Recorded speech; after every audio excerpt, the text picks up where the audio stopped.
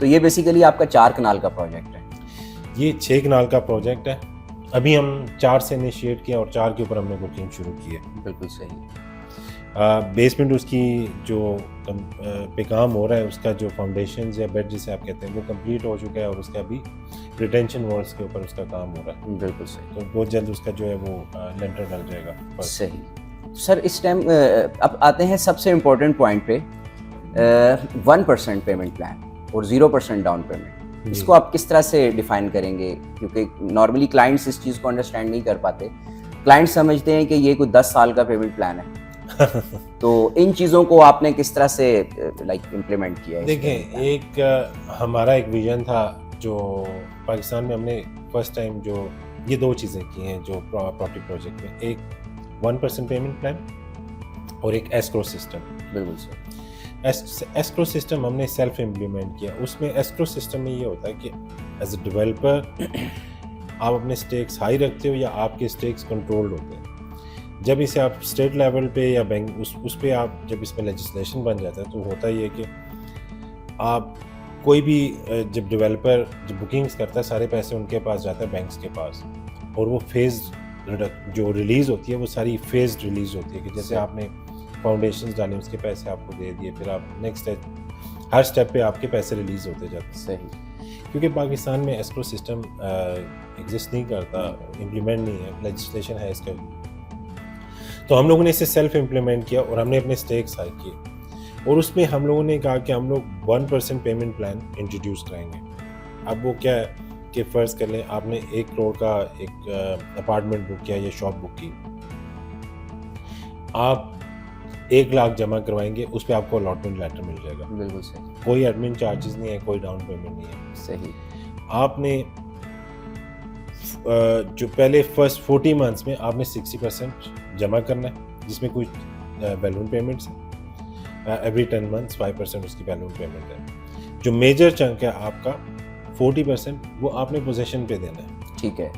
तो जो पाकिस्तान में ये बुरान चल रहा था कि 2 साल का प्रोजेक्ट है या 3 साल का प्रोजेक्ट है, वो 10 साल में भी डिलीवर नहीं हो रहा, तो लोगों के पैसे फंसे हैं, इसमें वो चीज़ नहीं है। अगर आपको लगता है कि आपके कंस्ट्रक्शन पे काम रुक गया तो हम उसके ज़िम्मेदार हैं। बिल्कुल सही। तो आप वो आके आपका पूरा राइट है कि आप हमसे क्वेश्चन भी पूछ सकते हैं, अपने पैसे भी लेके जा सकते हैं अगर आपके वो अगर नहीं है। तो इसमें जो इन्वेस्टर का या एक एंड यूज़र का स्टेक बहुत कम है इस प्रोजेक्ट के अंदर। तो बिल्कुल इसका मतलब ये है कि आप बेसिकली अपने पैसे पे ये प्रोजेक्ट बना रहे हैं। आपने प्लॉट भी 100% पेड ऑफ किया, जो कि एक ह्यूज अमाउंट की। नॉर्मली डेवलपर्स जो हैं वो इंस्टॉलमेंट पे प्लॉट्स लेते हैं, लेकिन आप टोटली डिफरेंट एक काम के साथ चल रहे हैं कि आपने पहले प्लॉट 100% पेड किया, फिर आपने तमाम तरह अप्रूवल्स लिए।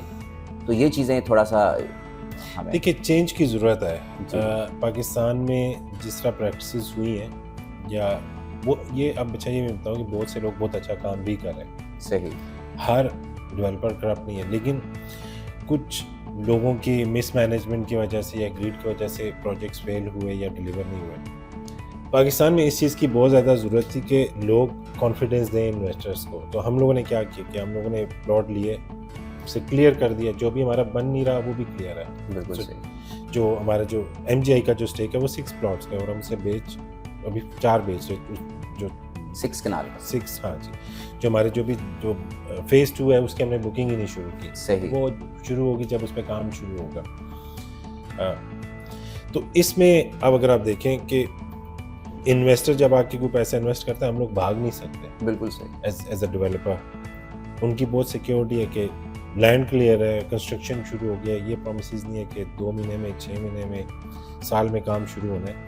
वो अपनी आंखों से खुद देख सकते हैं कि वहाँ पे क्या हो रहा है। बिल्कुल सही। स्पीड भी देख सकते हैं काम की। सही। ठीक है सर, अपकमिंग प्रोजेक्ट्स के हवाले से आपका क्या, आप इसके अलावा और चीज़ों के ऊपर भी काम कर रहे हैं, कुछ और प्रोजेक्ट्स भी लेके आएंगे? जी बिल्कुल, हम लोग कुछ और हाई राइज के ऊपर भी हम लोग काम कर रहे हैं। हमारा जो एक मेरा जो पैशन है वो ये है कि पाकिस्तान में जो घर हैं अफोर्डेबल होने चाहिए, तो हम अफोर्डेबल हाउसिंग की तरफ भी आ रहे हैं। सही। देखिए हमारी बहुत से लोग जो हैं वो लग्जरी, जैसे अगर आप इसे लग्जरी अपार्टमेंट्स कहते हैं या तो उसमें बासा अफोर्डेबिलिटी नहीं होती उन लोगों के लिए। अब हमें उन लोगों के लिए भी सोचना है जो इन प्रोजेक्ट्स में प्रॉपर्टीज़ नहीं खरीद सकते। तो अफोर्डेबल हाउसिंग हमारा एक और प्रोजेक्ट है जो हम नॉर्मली इस्लामाबाद से इनिशिएट करके फिर दूसरे शहरों में भी इंशाल्लाह लेके जा रहे हैं। सही, और उसमें हमारे प्लान्स पे काम हो रहा है ठीक है। इंशाल्लाह। तो फिर आप एक ऐसे वक्त में रियल स्टेट में स्टेपिंग हुए कि जिस टाइम कहा जा रहा था कि रियल स्टेट जो सेक्टर है वो समझ लें कि डाउनफॉल पे है, और बहुत बड़े जो डेवलपर्स थे वो यहाँ से भी अपनी इन्वेस्टमेंट दूसरे ममालिक में ले गए। आपके पास तो और भी बहुत से ऑप्शंस थे, आप ऑलरेडी एक फर्म रन कर रहे थे, तो पाकिस्तान में ही आपने रियल स्टेट का क्यों इसमें स्टेपिंग हुए, कैसे टाइम में? देखिए जी, पाकिस्तान हमारा घर है, हमारा मुल्क है, हमारी पहचान है। तो जब अपने घर में आग लगती है तो आपको खुद ही बुझानी पड़ती है। बिल्कुल सही, ठीक है।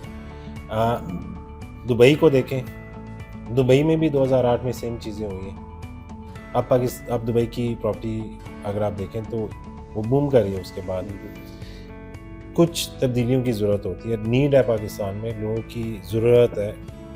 और देखिए कंस्ट्रक्शन इंडस्ट्री की भी ज़रूरत है, बहुत से लोग अटैच हैं, 60 से ज़्यादा जो इंडस्ट्रीज़ इसके साथ लिंक्ड है। बिल्कुल ऐसे कंस्ट्रक्शन इंडस्ट्री जब बैठती है तो 60 से ज़्यादा इंडस्ट्रीज तबाह हो जाती है। तबाह हो जाता तो हम लोगों ने उम्मीद नहीं छोड़ी। और मैं ये भी आपको बताऊं कि जो 2025 है वो प्रॉपर्टी का ईयर है पाकिस्तान में। है। बिल्कुल उसमें प्रॉपर्टी जो है वो रिकवर हो रही है। अभी आप देखें हमारे प्राइम मिनिस्टर, हमारे चीफ सैयद कमर रज़ा साहब, इन्होंने एक बहुत बड़ी ओवरसीज़ कॉन्फ्रेंस का जो है वो समिट का इनेकाद किया इस्लामाबाद में। बहुत से ओवरसीज़ इन्वेस्टर्स वहाँ पे आए, बहुत से लोग अपने ख्वाब वहाँ पे लेके आए जो, और हर इंसान ये चाहता है कि पाकिस्तान के लिए कुछ ना कुछ किया जाए। सबके दिल में पाकिस्तान के लिए कुछ करने का जज्बा है। बिल्कुल सही। तो इंशाल्लाह देखें, अभी तो जो है कारवां बनता जा रहा है। बिल्कुल सही। तो इंशाल्लाह। Thank you very much sir, आपके इस कीमती वक्त के लिए, और आपने हमें टाइम दिया। इंशाल्लाह अल्लाह ताला आपको कामयाब करे और आने वाले हर प्रोजेक्ट में आपको कामयाबी हासिल हो। Thank you very much. बहुत शुक्रिया। Thank you.